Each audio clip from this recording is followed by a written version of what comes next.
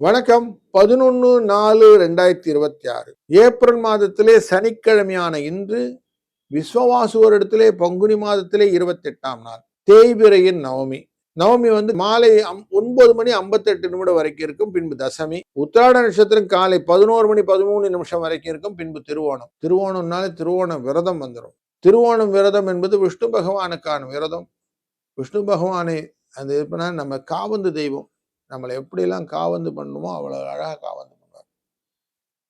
சூரியன் எந்த ராசியில் இருக்கிறாரோ அந்த ராசியின் நிலையில் தான் நாழிகை அப்படிங்கிறது வரும். அப்போ லக்ன நாழிகை இருப்பு அப்படின்னு பார்க்கும்போது மீன லக்னத்திலே சூரியனின் நாழிகை 0, வினாழி 25ன்னு சொல்லுவோம். சூரியனுக்கு 6:05 உதயம் ஆயிடுறார். 7:30 மணிலேருந்து 8 மணி வரைக்கும் நல்ல நேரம் காலையிலையும், சாயங்கால வேளையில 5:30 6 மணி வரைக்கும் இருக்கும். கிழக்கு பக்கம் சூலம், பரிகாரம், தயிர். சந்திராஷ்டம் திருவாதிரை மற்றும் புனர்பூச நட்சத்திரக்காரர்களுக்கு சந்திராஷ்டம் எஃபெக்ட் இருக்கும்.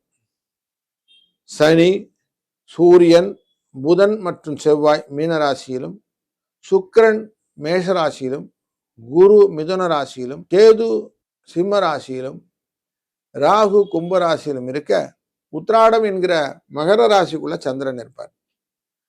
திருவோண நட்சத்திரத்துக்கு போயிடுவார். இந்த நாள் இனிய நாளாய் அமையட்டும். ஒருவர் ராசிக்கும் பலனை பார்ப்போம். தனுசு ராசி நண்பர்களே, இன்னைக்கு ஸ்ரவண விரதம்.